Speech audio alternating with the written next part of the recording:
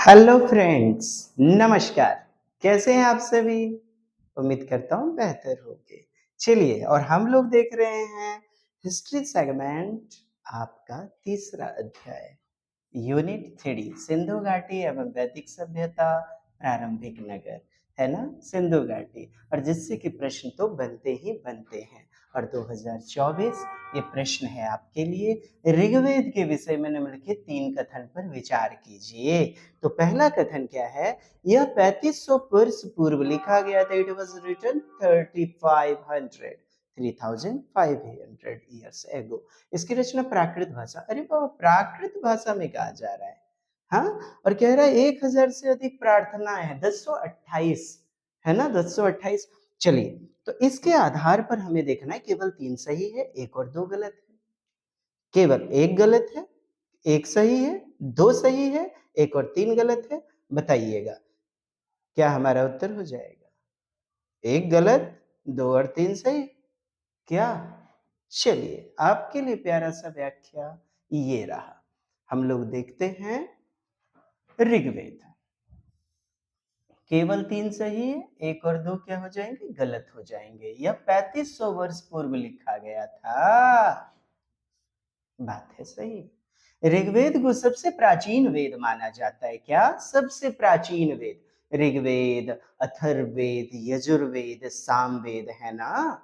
विद्वानों के अनुसार इसकी रचना लगभग 1500 ईसा पूर्व यानी कि before Christ, before common era, ठीक है, के आसपास हुई थी।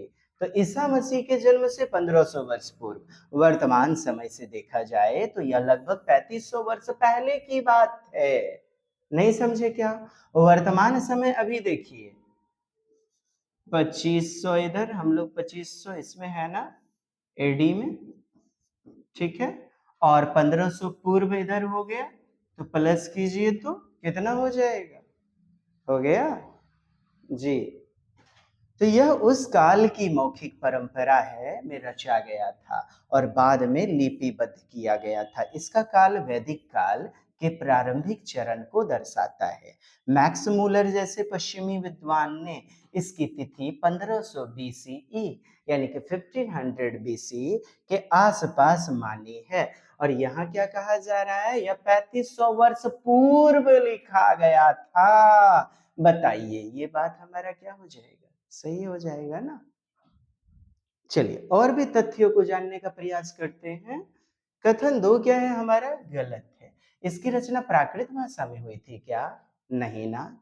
सबसे पहले क्या ब्राह्मी लिपि आई? ऋग्वेद की रचना वैदिक संस्कृत में हुई है थी, जो कि आज की शास्त्रीय संस्कृत से भी पुरानी और जटिल भाषा थी। प्राकृत भाषाएं वैदिक संस्कृत के बहुत बाद में विकसित हुई। प्राकृत भाषा तो बहुत बाद में विकसित हुई थी। इस रूप से आम जनता की भाषाएं थी जो बौद्ध व जैन ग्रंथों में पाई जाती हैं। इसलिए ये कथन क्या हो जाएगा हमारा? असत्य हो जाएगा। क्या? ऋग्वेद की रचना प्राकृत में नहीं हुई थी, संस्कृत। याद रखें, वैदिक संस्कृत वेदों की भाषा। क्या? संस्कृत भाषा वेदों की भाषा। प्राकृत भाषा बाद में आई हुई थी, जैसे पाली भाषा, अर्धमागधी भाषा।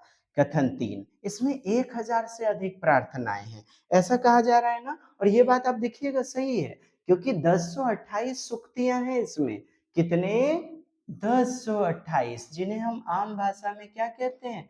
प्रार्थना या स्रोत कहते हैं, स्रोत, है ना? ये 10वें मंडलों में विभाजित है। कितने? 10 मंडल में। कितने? 10। इन सूक्तों में देवताओं की स्तुति की गई है, जैसे अग्नि, इंद्र, वरुण, सोम, उषा इत्यादि। प्रत्येक सूक्त ऋषियों द्वारा रचित है और उसे उसके नाम से जोड़ा गया है। प्रसिद्ध देवता अग्निदेव, है ना? सबसे पहला सूक्त अग्निदेव के लिए। किसके लिए पहला सूक्त? पहला जो सूक्ति है आप देख रहे हैं ना, 1028 है, तो पहला किसके लिए? अग्नि के लिए। इंद्र, वरुण, मरुत, सोम आदि देवताओं का बार बार उल्लेख भी मिलता है। तो इस प्रकार आप क्या कह सकते हैं? ऋग्वेद को भारत का प्रथम साहित्यिक ग्रंथ, ठीक, यह केवल धार्मिक ग्रंथ ही नहीं है, बल्कि उस काल, उस समय का सामाजिक, राजनीतिक व आर्थिक स्थिति का भी एक दर्पण है, चलाने की व्यवस्था है। और देखें, इसमें कुछ स्त्रियों के नाम भी उल्लेखित हैं। किसमें? ऋग्वेद में, जैसे लोपामुद्रा, घोषा, जिन्होंने मंत्रों की रचना की थी, लोपामुद्रा, घोषा इत्यादि। अब ये देखें, आपका ये जो प्रश्न था, क्या कहता है 3500 वर्ष पूर्व लिखा गया? आपका उत्तर क्या हो जाएगा? इसकी रचना प्राकृत भाषा में? नहीं। 1000 से अधिक प्रार्थनाएं? जी हाँ। 1 और 3 आपके क्या हो जाएंगे? सही हो जाएंगे। 1 और 3? अच्छा, एक गलत है, एक सही। क्या क्या क्या? 3 कथनों पर विचार करना है। ऑप्शन ये क्या है? खैर, आप समझ रहे हैं। चलिए, 1 नंबर हमारा। अगला प्यारा सा प्रश्न, जो हमारा इंडस है, उस शब्द को संस्कृत में क्या कहा जाता है? क्या इंडोज कहा जाता है, सिंधु कहते हैं, भारत, हिंदोज, क्या? बताइए। देखिए, 13 जनवरी 2023 का आपका प्यारा सा प्रश्न है। और इंडस, आइए सिंधु के बारे में हम पूरी जानकारी प्राप्त करते हैं। इंडस का मूल अर्थ, इंडस नाम यूनानी भाषा के माध्यम से आया हुआ है। किस माध्यम से? यूनानी भाषा। यह नाम यूनानी यात्रियों और लेखकों ने उस नदी के लिए प्रयोग किया जो उस उपमहाद्वीप की सबसे प्राचीन सभ्यता यानी हड़प्पा सभ्यता, किसके किनारे? सिंधु घाटी के किनारे। और इसी को तो हम हड़प्पा सभ्यता को सिंधु घाटी की सभ्यता भी कह देते हैं ना। सिंधु घाटी की सभ्यता, Harappan civilisation, Indus valley civilisation के लिए ये नदी क्या है? ये सिंधु नदी एक जीवन रेखा। संस्कृत में इंडस, संस्कृत में इसे सिंधु कहा जाता है। क्या कहते हैं मित्रों? सिंधु कहते हैं। इस शब्द वेदों में अनेक बार यह शब्द आया है, विशेष रूप से ऋग्वेद में। ऋग्वेद में सिंधु कई बार आया हुआ है। ऋग्वेद में सिंधु शब्द का प्रयोग एक महान नदी के लिए किया गया, जो आज की इंडस नदी है। क्या है? इंडस नदी है। सिंधु शब्द का अर्थ भाई क्या है? सिंधु का शाब्दिक अर्थ क्या है? सागर, नदी या जलधारा। सिंधु मतलब क्या होता है? आपसे पूछा जाए, सागर, नदी या जलधारा। सिंधु एक व्यापक शब्द है, लेकिन विशेष रूप से इसका प्रयोग इंडस नदी के लिए होता है। यूं तो सिंधु का कई अर्थ है, ठीक है, एक व्यापक शब्द है, लेकिन किसके लिए विशेष रूप में प्रयोग करते हैं? इंडस नदी के लिए। ठीक। ऐतिहासिक महानता इसकी क्या है? सिंधु नदी के किनारे बसी सभ्यता को ही हम सिंधु घाटी की सभ्यता कहते हैं, इंडस वैली सिविलाइजेशन। यह सभ्यता लगभग 2500 ईसा पूर्व, यानी कितना बीसी? 2500 बीसी। ठीक। और पिछले वाले वीडियो में हमने एडी, एडीई, बीसी, बीसीई इत्यादि के बारे में जान रखा है।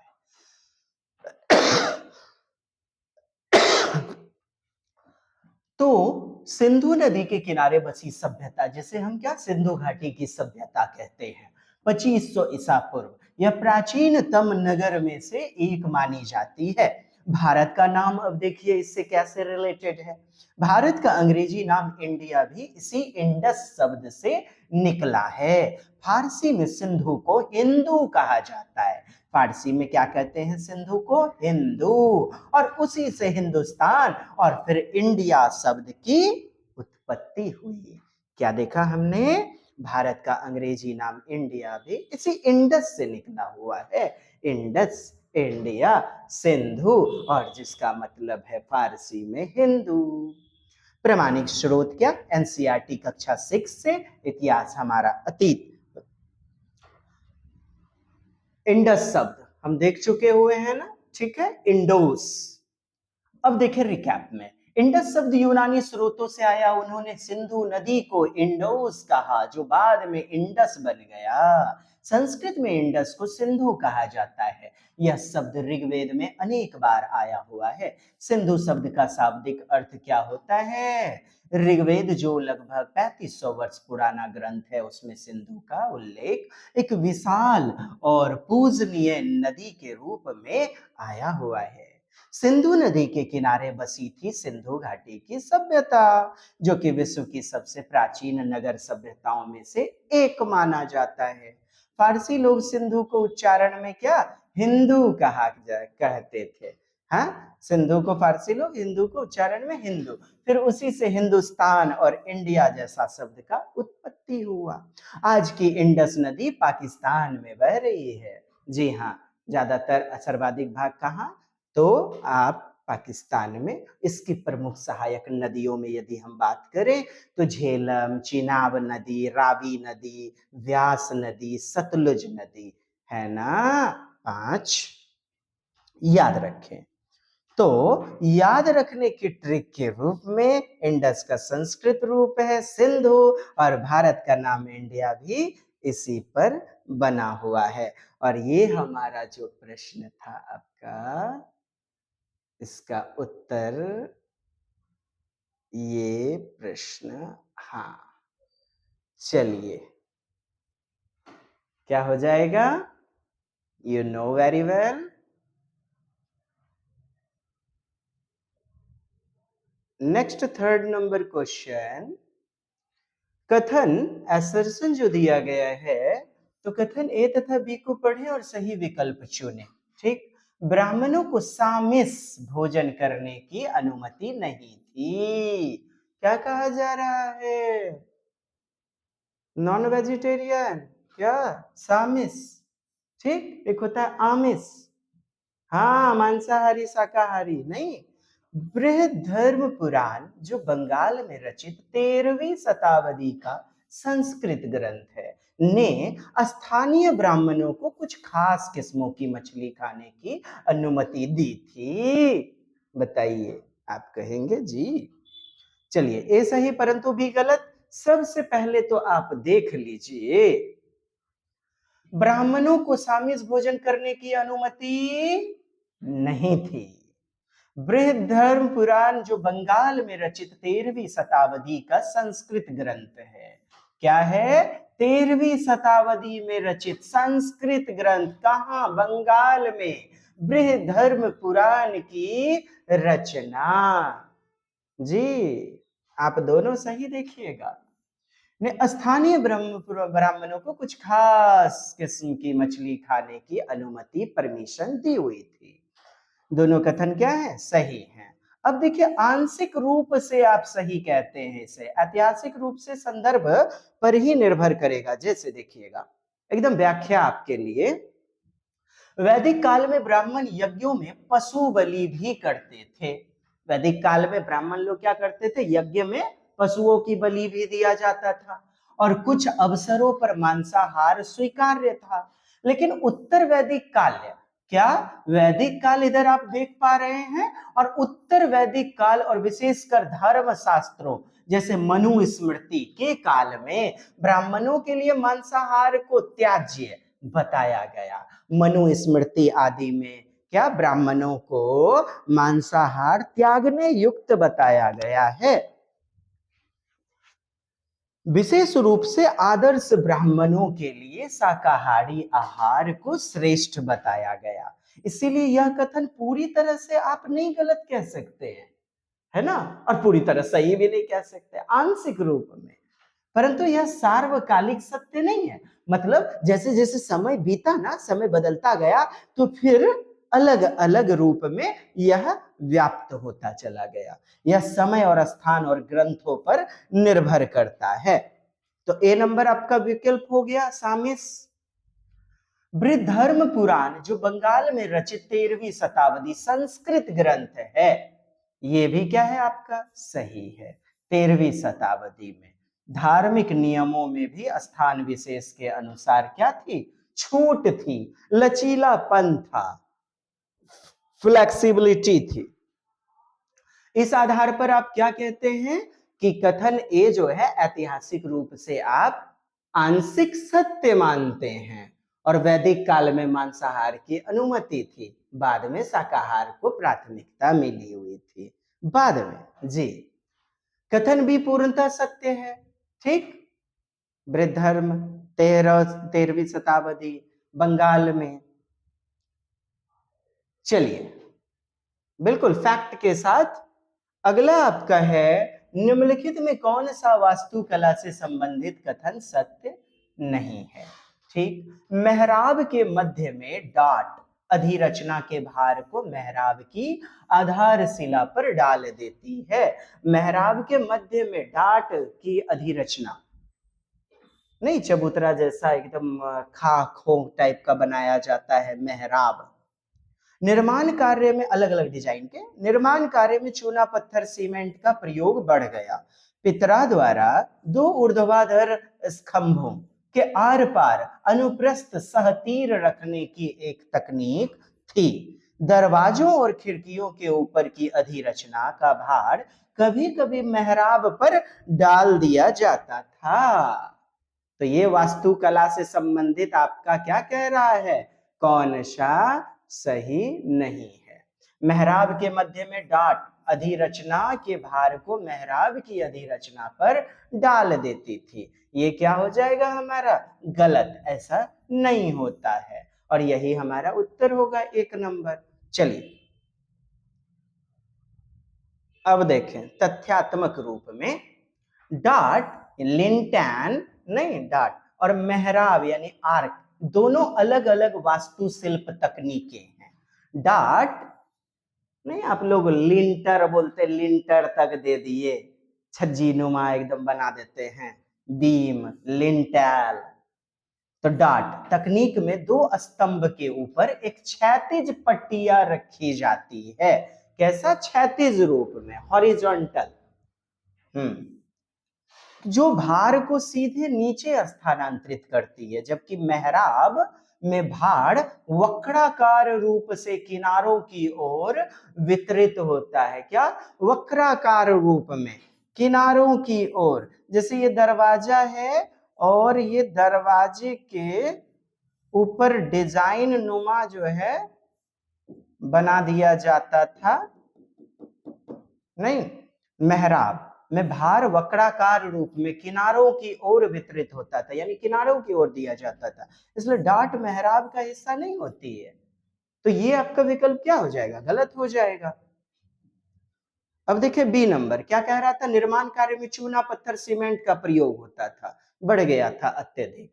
बिल्कुल, अत्यधिक रूप में मध्यकाल में, औपनिवेशिक काल में चूना पत्थर, लाइम, मार्टर का काफी व्यापक प्रयोग होता था। बाद में सीमेंट अंग्रेजों के समय में आ गया। जोसेफ ऑस्पिडिन जिसकी रचना की, पितरा द्वारा दो ऊर्ध्वाधर खंभों के आर पार अनुप्रस्थ सहतीर रखने की एक तकनीक थी। पितरा एक प्राचीन वास्तुकला तकनीक थी। क्या थी पितरा, एक प्राचीन वास्तुकला टेक्नोलॉजी, जिसमें दो खंभे पर एक सहतीर रखा जाता था। पुराने समय की, आज भी किले आप देखे होंगे, पुराने समय की बिल्डिंगें। डी नंबर, दरवाजों और खिड़कियों के ऊपर के अधिरचना का भार कभी कभी मेहराबों पर डाल दिया जाता था। बिल्कुल, इस्लामी वास्तुकला आर्किटेक्चर में देखिएगा आज भी ये जो है ना आम बात है, दरवाजों, खिड़कियों या गलियारे के ऊपर मेहराबें बनाकर ऊपरी दीवार का भार वितरित किया जाता था। ऊपरी दीवार का भार जो है एकदम उस पर आरोपित कर दिया जाता था, डाल दिया जाता था। और ये आपके क्लास 7 के एनसीईआरटी से।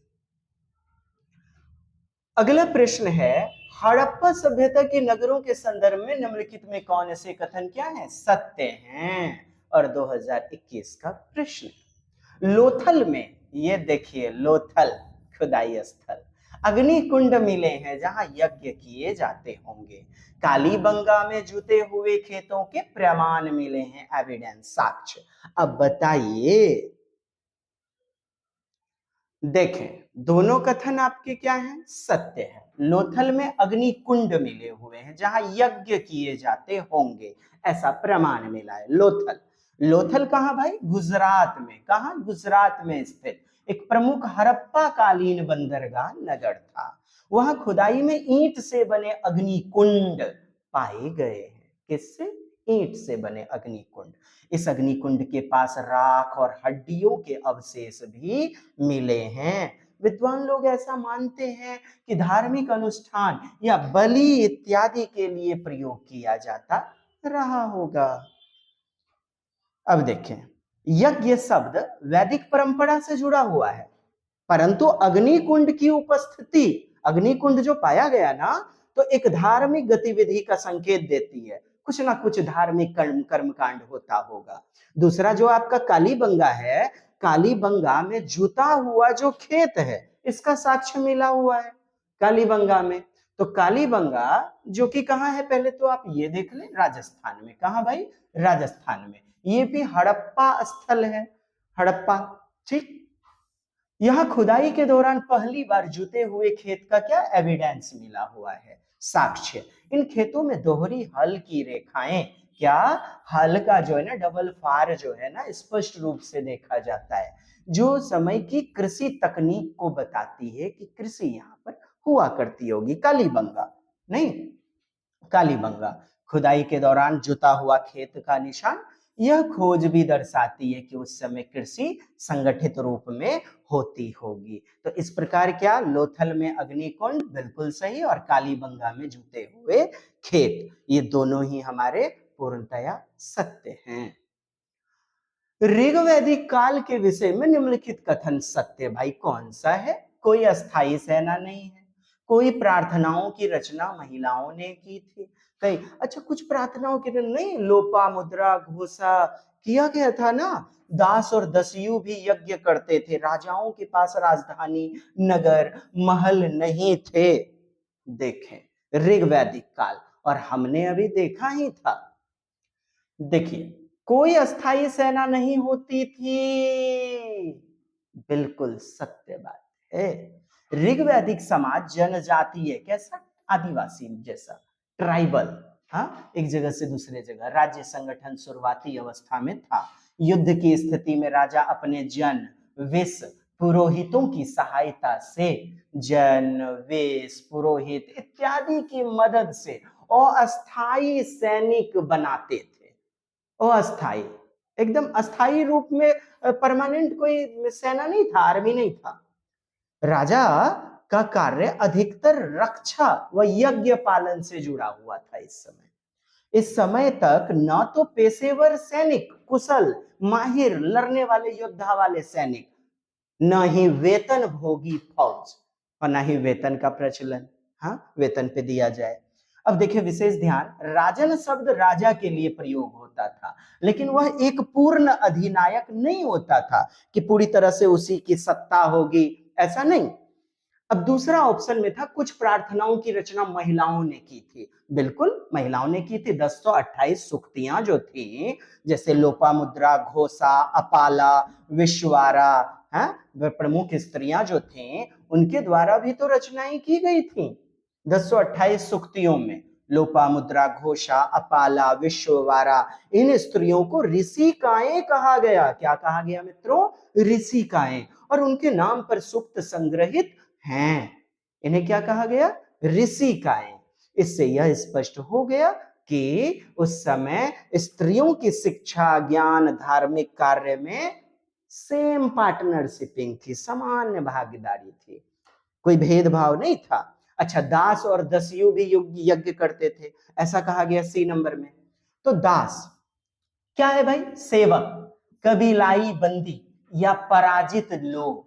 ठीक, ये क्या? दास कहलाते। सेवक कहा जाए, कबीलाई बंदी लोग, हाँ, पराजित जन इत्यादि। दस्यु देखिए ऋग्वेद में वर्णित गैर आर्य, जो आर्य नहीं है, हाँ, दूसरी जनजाति के लोग, शत्रु जनजातियां, जिनके बारे में कहा गया कि वे देवताओं की पूजा नहीं करते थे। दस्यु, दूसरे जनजाति के लोग, दस्यु। ठीक, गैर आर्य। ऋग्वेद में इन्हें अज्ञेय, जो यज्ञ नहीं करते, ऐसा कहा गया है। ऋग्वेद में अज्ञेय कहा गया है, जो यज्ञ नहीं करते, दस्यु। इसीलिए यह कथन भी वेदों की प्रामाणिकता के अनुसार क्या हो जाएगा? दास और दस्यु भी यज्ञ करते थे। अब देखिए, दस्यु भी यज्ञ करते थे क्या? डी, राजाओं के पास राजधानी, नगर या महल नहीं थे। बिल्कुल सही बात है। ऋग्वैदिक काल ग्राम आधारित समाज था, विलेज आधारित। राजा के पास कोई निश्चित राजधानी थोड़ी थी, अस्थाई सेना भी नहीं थी, अस्थाई राजधानी नगर इत्यादि कुछ नहीं था। नहीं, ना ही कोई भव्य महल, ना ही किला। राजा साधारण जीवन जीता और कभी कभी सभा समिति के द्वारा चुना भी जाता था। नहीं जैसे कि वोटिंग पड़ता हो। सत्ता विरासत में नहीं मिलती कि उसका बेटा बन जाएगा, उसका पोता बन जाएगा, नहीं, बल्कि कर्म और परंपरा पर आधारित होती थी। राज्य व्यवस्था जनजातीय लोकतंत्र डेमोक्रेसी के नजदीक मानी जाती थी। तो हम किस निष्कर्ष पर पहुंचते हैं? तो कोई अस्थाई सेना नहीं होती थी। बताइए। कुछ प्रार्थनाओं की रचना महिलाओं ने की। जी हाँ। राजाओं के पास राजधानी नगर या महल नहीं थे। जी हाँ। लेकिन ये दस्यु यज्ञ थोड़े करते थे, दास वगैरह। ये गलत है, यही असत्य हो जाएगा। अगला प्यारा सा प्रश्न उपनिषद। जी हाँ, बने रहिएगा, पढ़िए इस प्रश्न को और कमेंट्स करेंगे। जी चलिए कमेंट्स कीजिए उपनिषद के बारे में। पुराण 18, वेदांग 6, उपनिषद 108।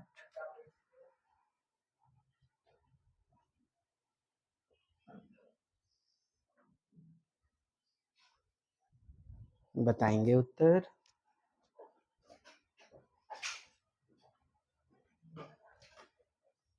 यस, कमेंट्स करें। चलिए बहुत बढ़िया।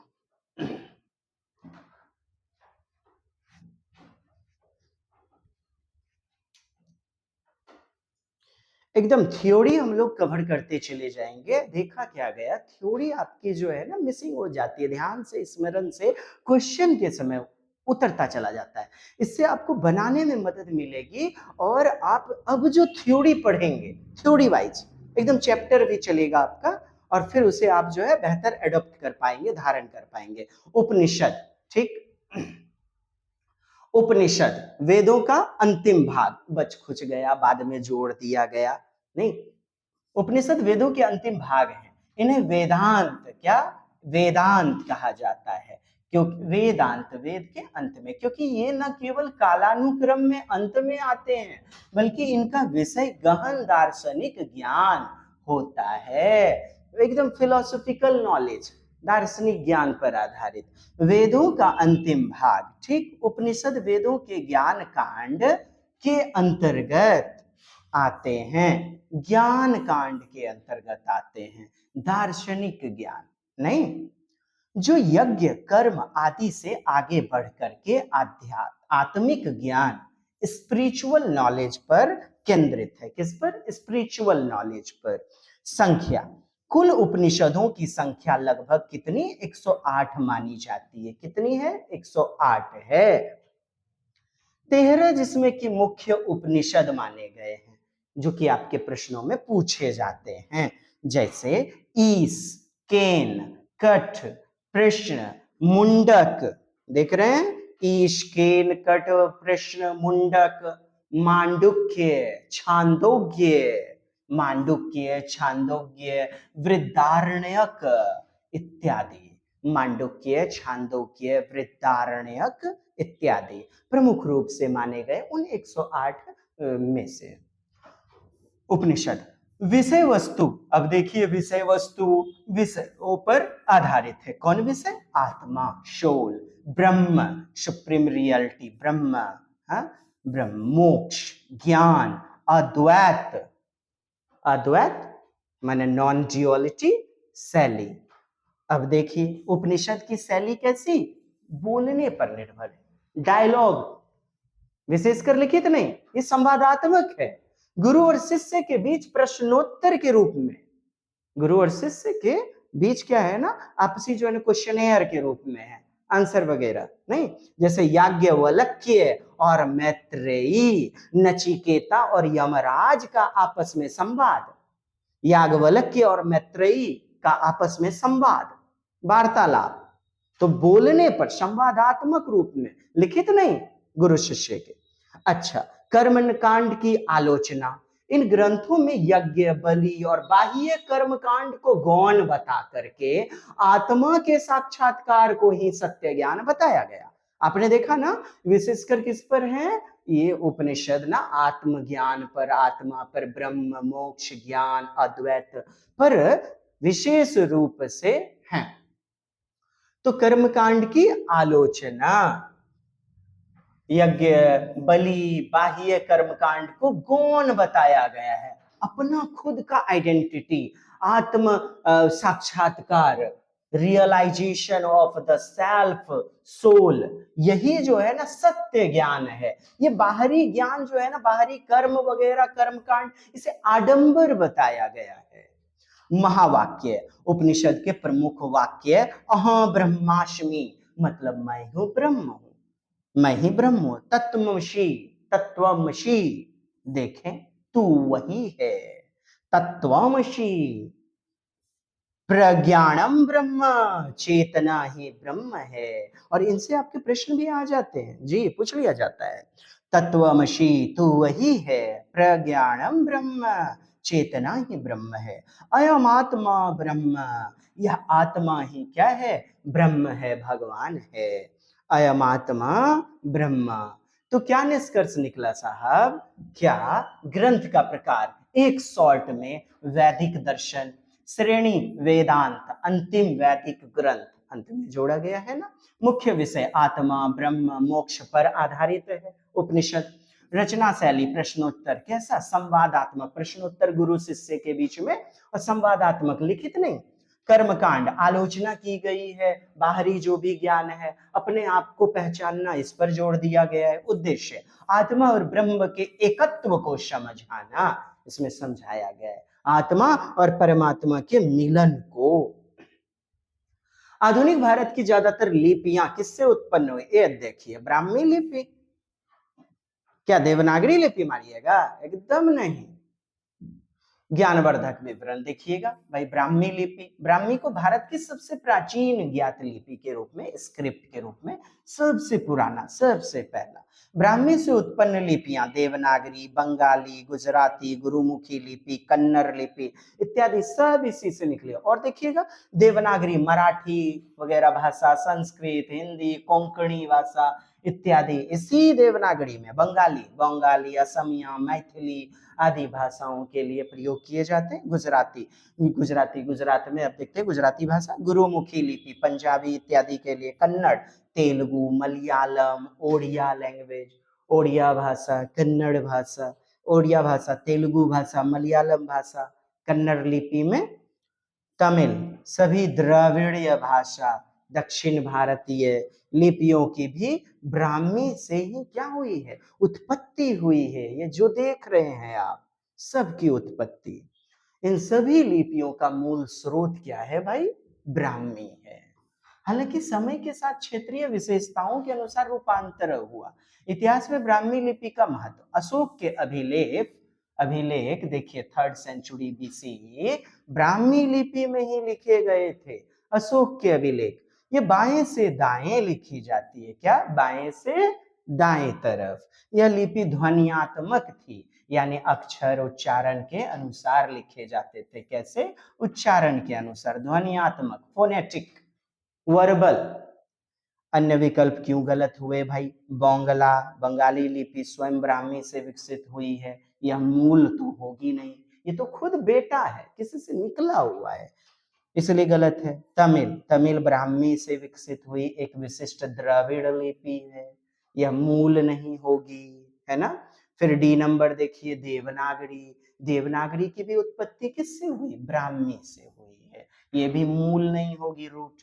ठीक, भारत की अधिकांश आधुनिक लिपियां जैसे देवनागरी, बंगाली, गुजराती, गुरुमुखी, कन्नड़, सब ब्राह्मी से उत्पन्न हुई है। तो हमारा पहला उत्तर जो 1 नंबर है, ब्राह्मी हो जाएगा। अगला, ज्येष्ठाधिकार, ये देखिए कई बार रिपीट हुआ प्रश्न है। ज्येष्ठाधिकार, ज्येष्ठ पुत्र अपने पिता के राज्य का उत्तराधिकारी होता है।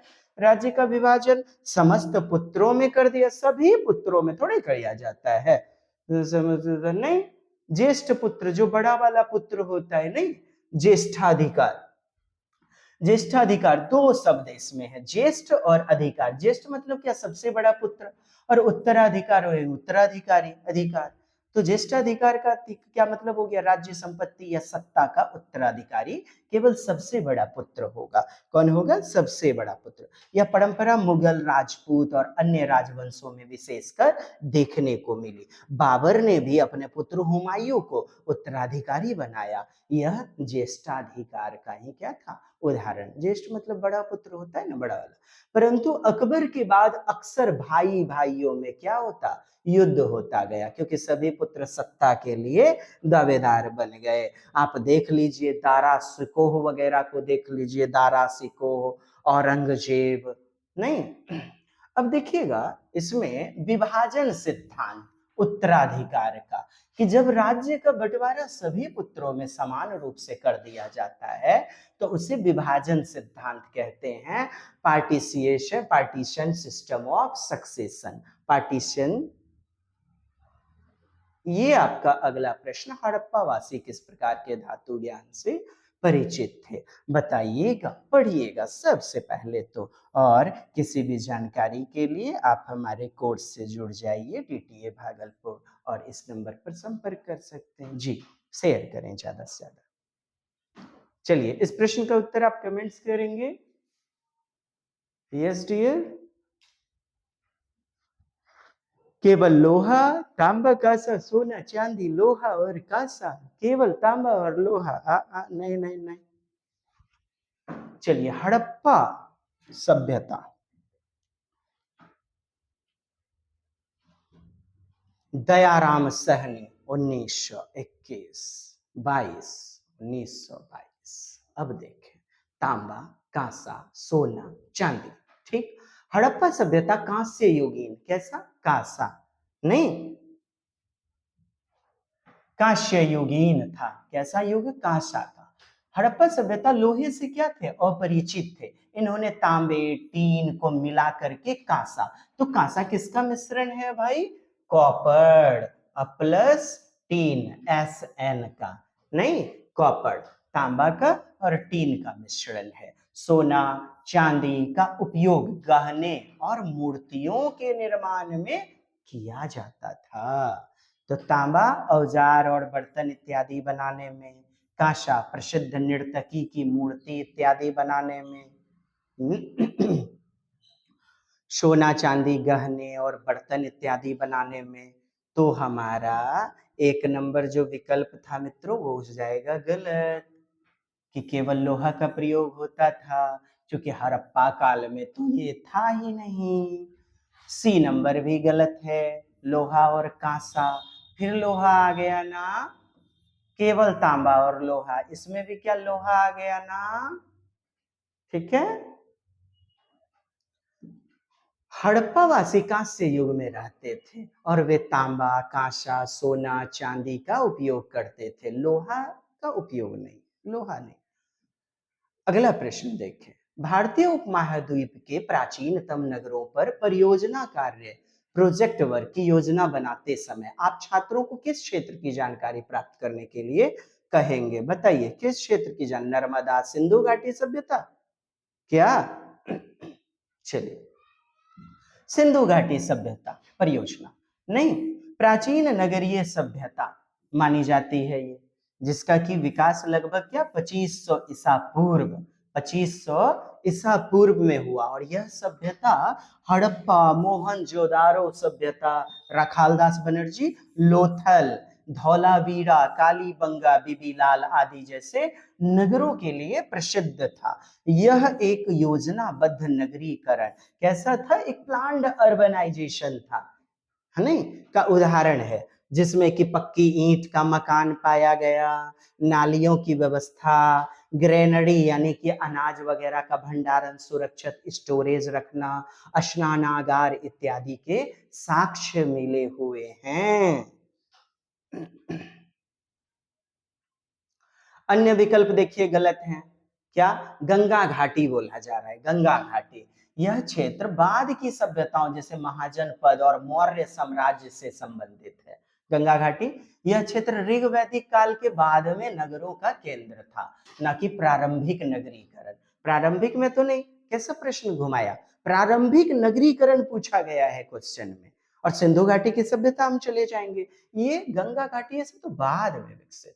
नर्मदा घाटी, यह प्रागैतिहासिक काल के शिकारियों और खाद्य संग्राहकों से जुड़ा हुआ है, न कि प्रारंभिक नगरीकरण से।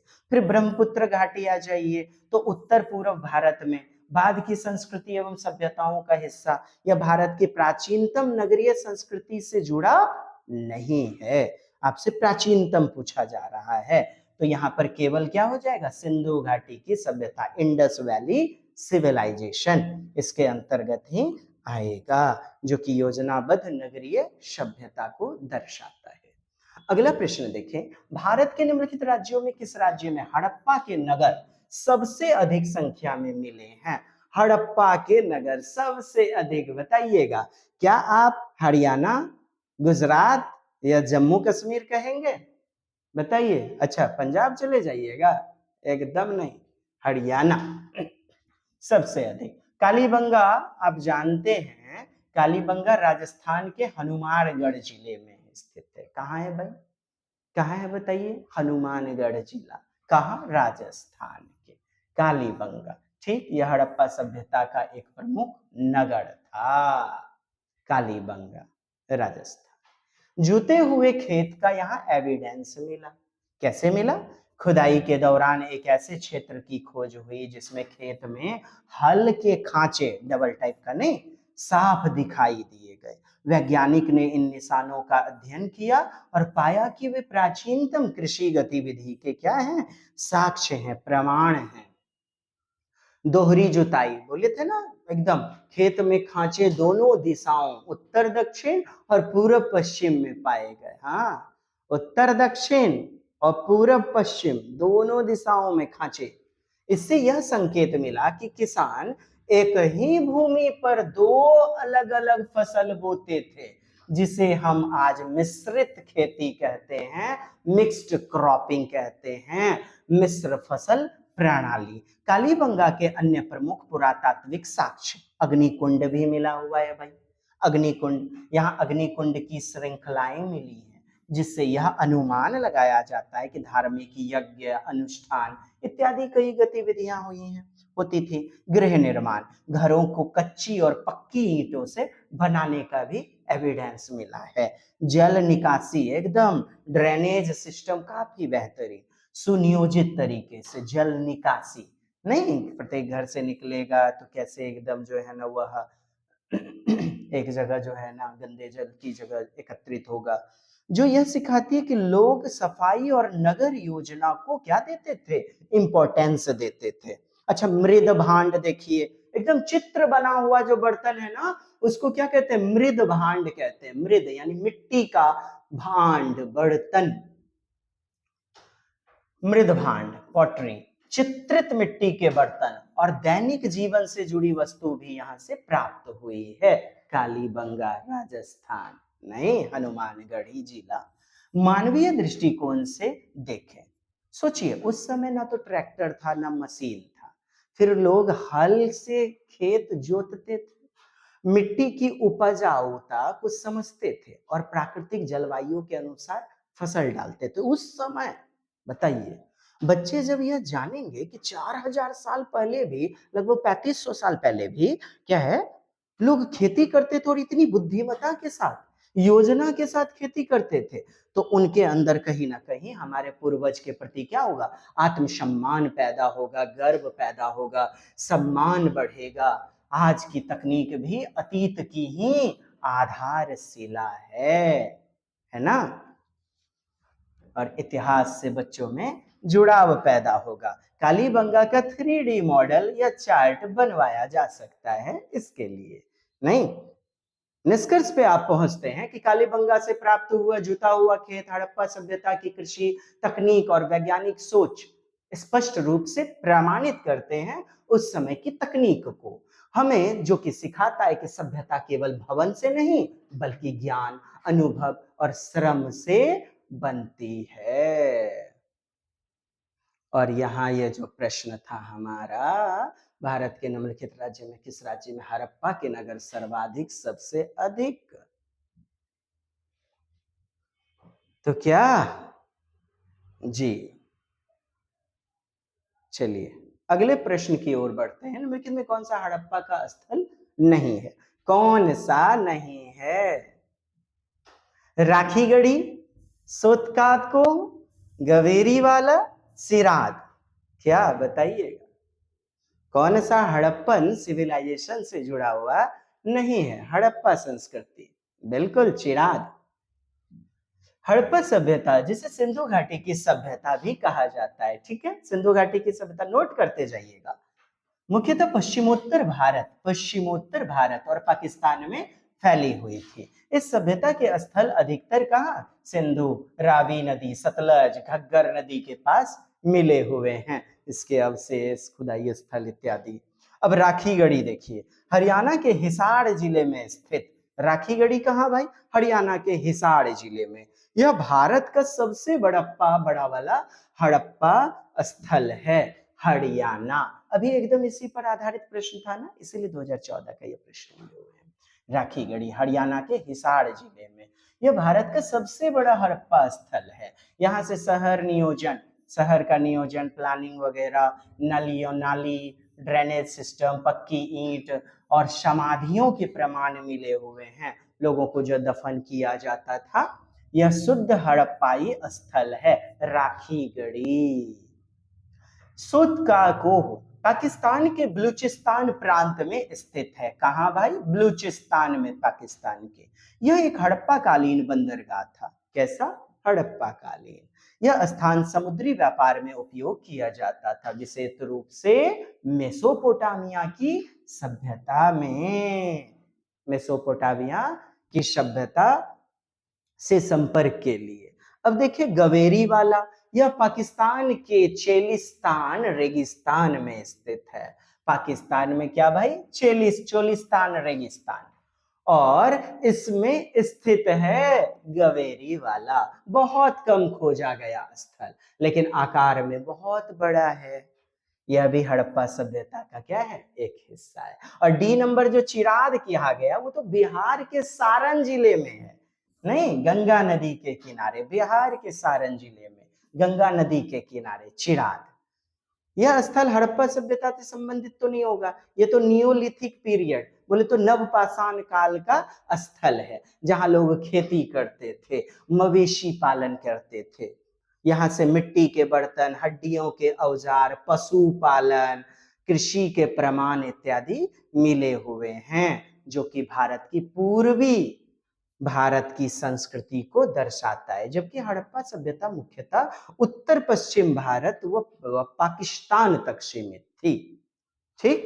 अब चिराद भले ही एक प्राचीन स्थल है, लेकिन हड़प्पा सभ्यता का भाग तो नहीं है।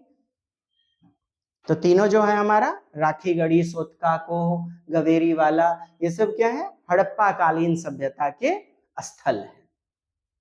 ऋग्वेद मूल रूप से किस भाषा में रचा गया? जी हाँ, आप जान ही रहे हैं, अभी आपने देखा हुआ था। और हमारा क्या हो जाएगा?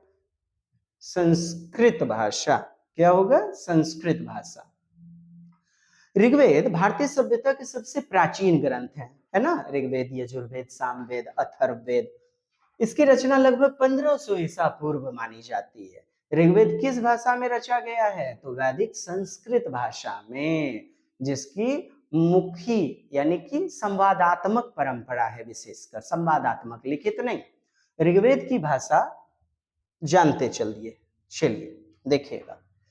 ऋग्वेद की भाषा क्या? वैदिक संस्कृत। इसमें वैदिक मंत्र, सूक्त, ऋचाएं इत्यादि का वर्णन किया गया है। हमने देखा ही अभी था। ब्राह्मी भाषा नहीं, लिपि है। क्या है? लिपि। इसलिए भी ये गलत होने का कारण है, लेखन शैली नहीं, विशेषकर बोलचाल की शैली में प्रयोग करते हैं। ऋग्वेद की रचना उस समय हुई थी जब लिपि का प्रयोग नहीं होता था। सब कुछ क्या था? मौखिक, लिखित नहीं।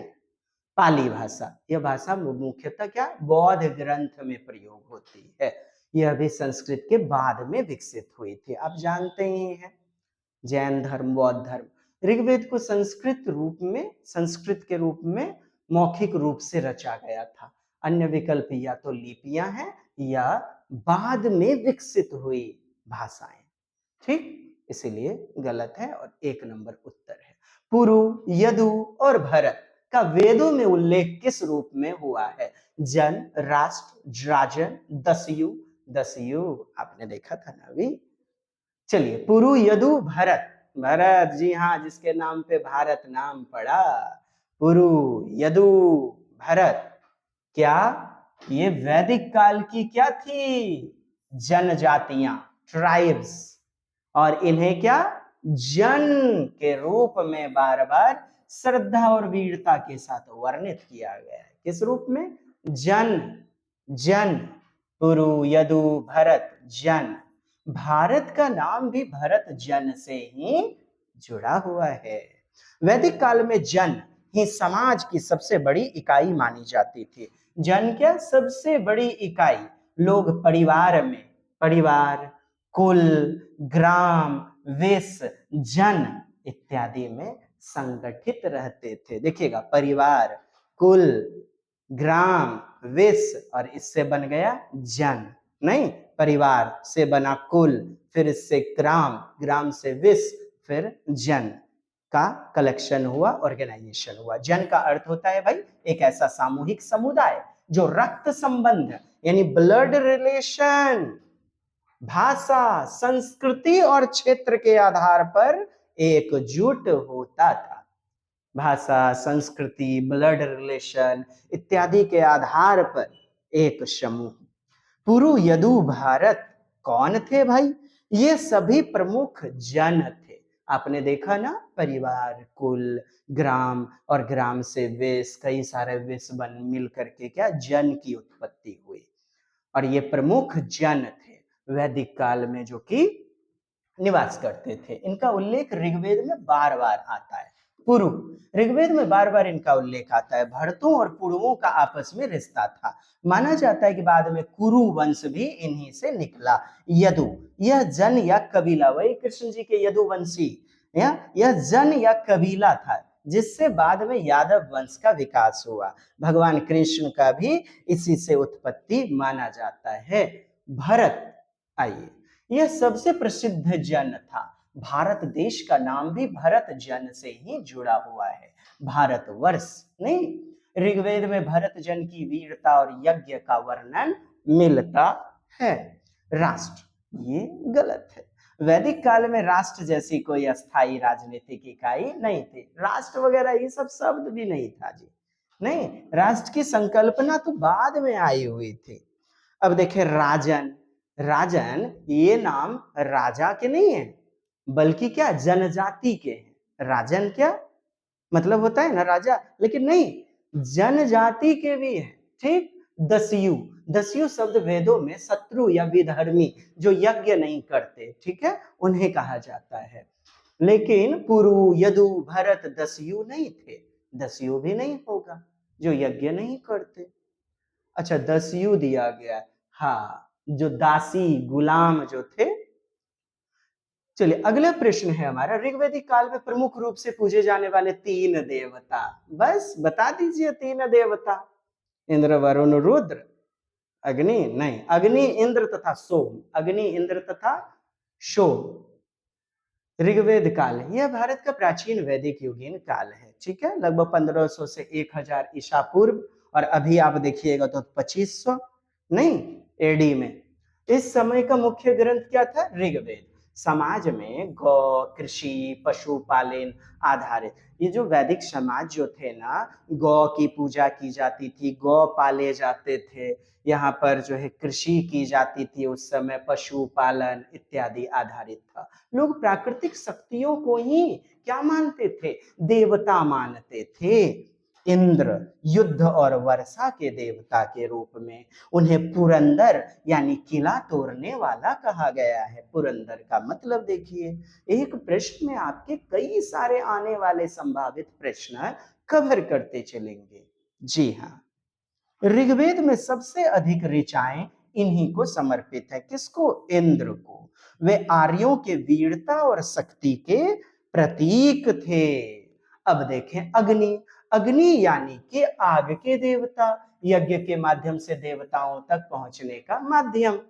नहीं, वैदिक काल में यज्ञ एक प्रमुख धार्मिक अनुष्ठान था, इसलिए अग्नि की पूजा अत्यधिक महत्वपूर्ण थी। देवताओं मनुष्यों के बीच दूत के रूप में कौन? अग्नि, अग्निदेव। जो भी मनुष्य, जो भी ब्राह्मण वगैरह देवताओं तक एकदम जो है, नहीं, आप राजा दशरथ वगैरह को देख लीजिए, सोम देवता। एक विशेष पेय रस जिसे यज्ञ में पिया जाता था और देवताओं को चढ़ाया जाता था। सोम एक देवता भी था जी, और एक पवित्र पेय पदार्थ। ऋग्वेद में इसका वर्णन उत्साह और ऊर्जा के स्रोत के रूप में, किसके लिए? उत्साह और ऊर्जा के स्रोत में। तो एक विकल्प में क्या वरुण दिया गया, यहाँ रुद्र है ना, तो ये गलत हो जाएगा ना। अग्नि इंद्र विष्णु दिया गया है तो भी गलत, रुद्र विष्णु इंद्र दिया गया है, गलत हो गया रुद्र।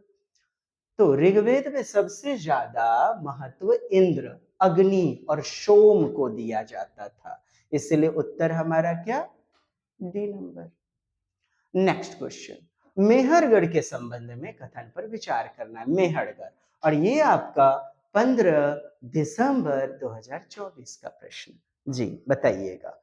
हाँ, हमने 2020-21 से 2024 के, अच्छा नया जो पैटर्न आप लोग परेशान हो रहे हैं, अरे बाबा 4 रूप में जो बाल वाटिका होती है, आंगनबाड़ी, तो उसके लिए टीचर बनना है तो अलग से होगा, उसके अलग एग्जाम है उसका। फिर पेपर 1 के लिए 1 to 5 के लिए बनना है, 6 to 8 पीजीटी पोस्ट ग्रेजुएट है 9-10, फिर ट्रेंड ग्रेजुएट टीचर आपका 11-12 है, अलग आपका होगा।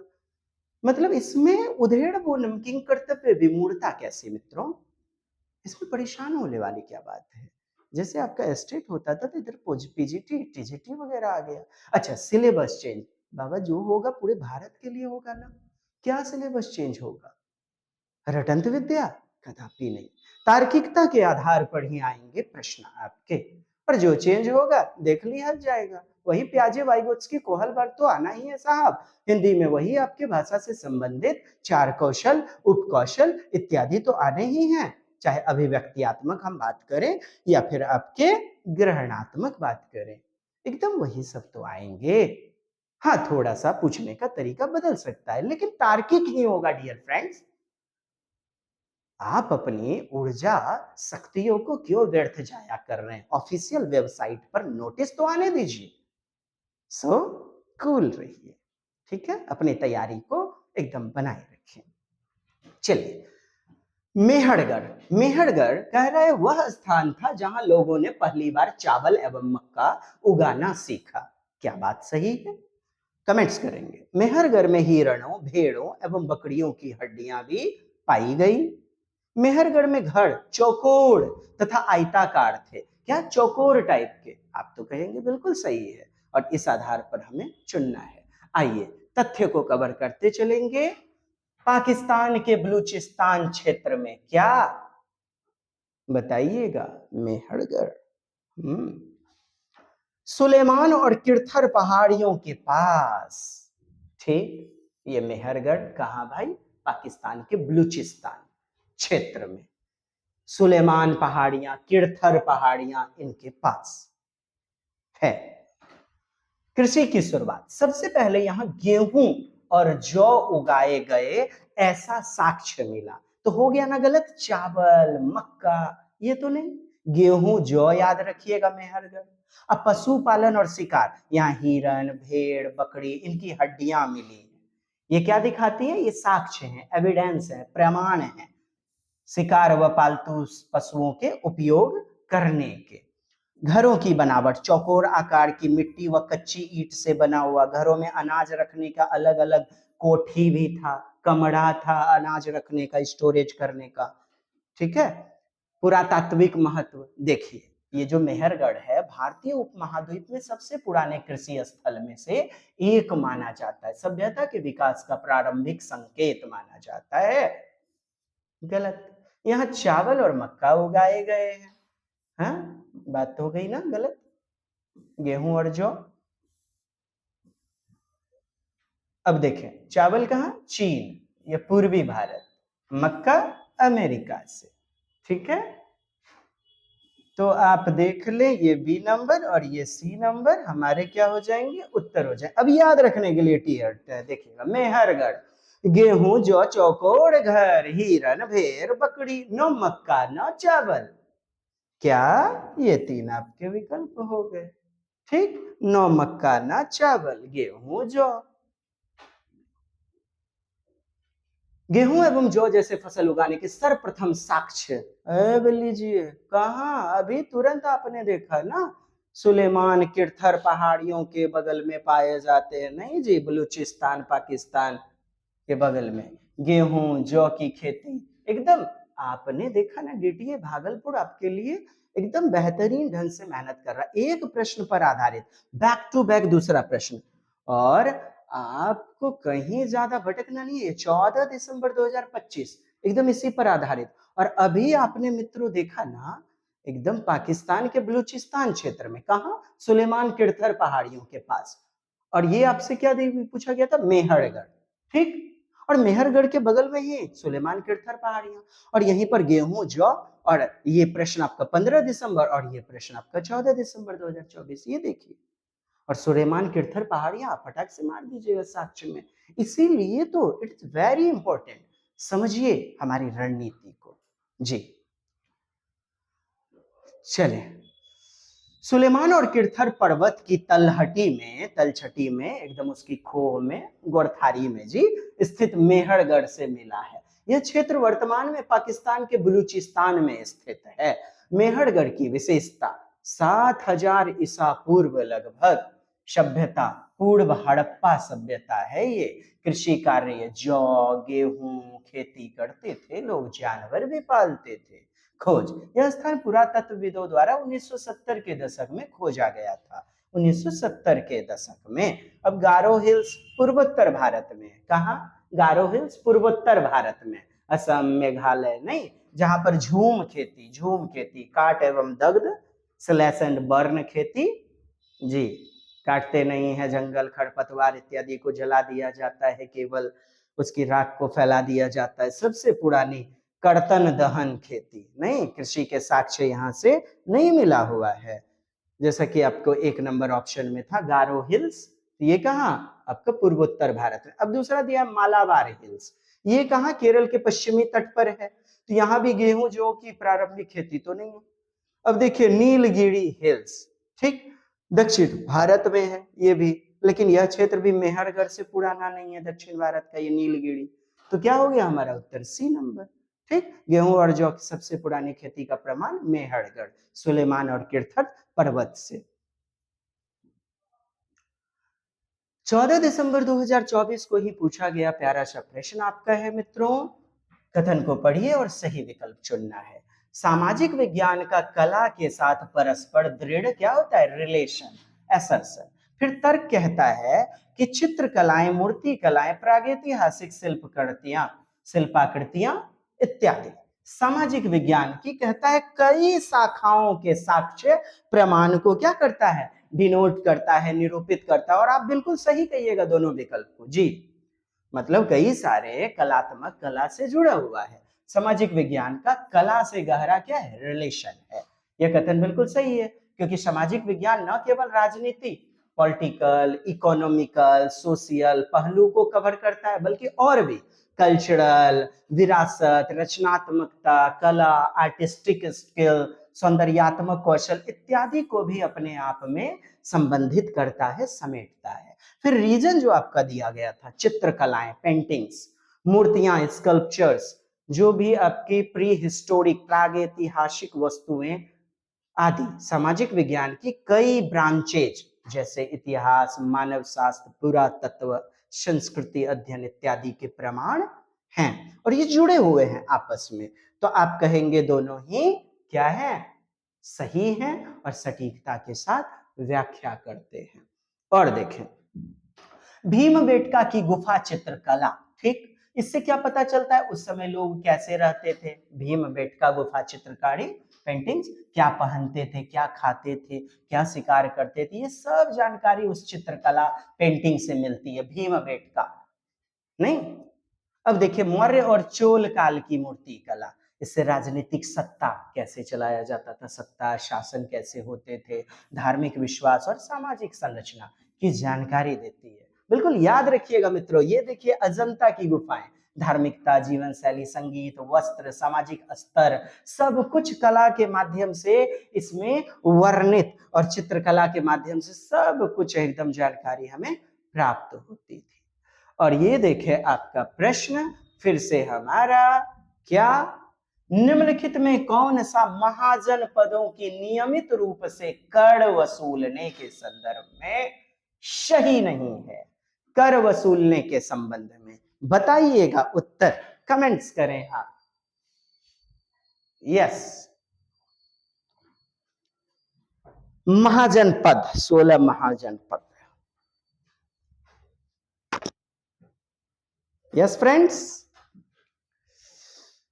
आखेटकों तथा संग्राहकों, संग्राहक समझ रहे हैं, एकदम कलेक्ट करके इकट्ठा करके रखना, को भी जंगल से प्राप्त वस्तुएं राजा को देनी होती थी।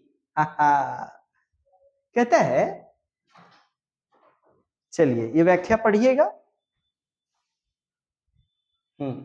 आखेटक तथा संग्राहकों को भी जंगल से प्राप्त वस्तुएं राजा को देनी होती थी। ये कथन क्या है? सही है हमारा।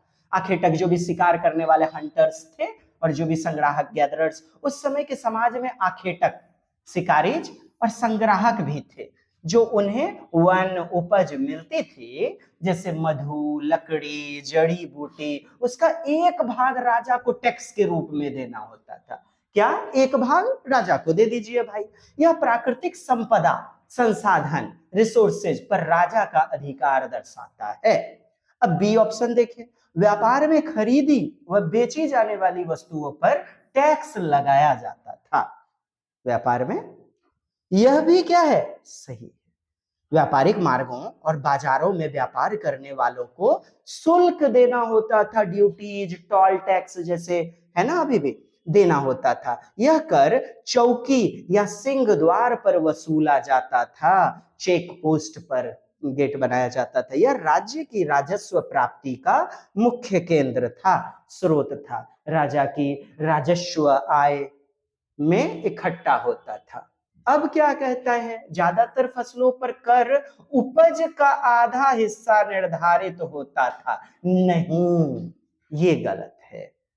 महाजनपद काल में फसल पर जो टैक्स था को भाग कहा जाता था। महाजनपद काल में नहीं, फसल पर जो भी उपज होता था उसे भाग कहा जाता था, और यह कर उपज का क्या? छठा हिस्सा था, 1/6 भाग।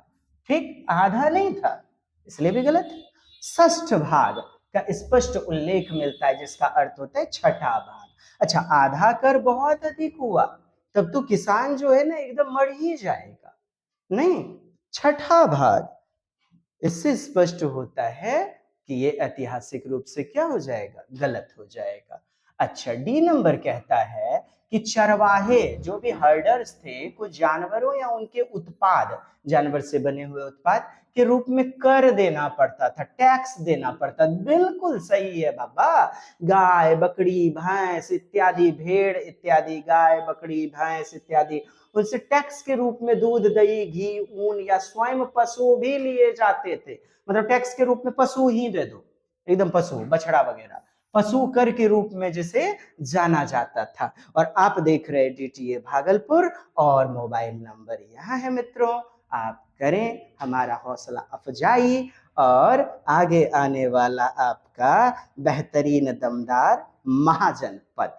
जी हाँ, शेयर करें ज्यादा से ज्यादा वीडियो को। ठीक है, चलिए मिलते हैं, बाय बाय।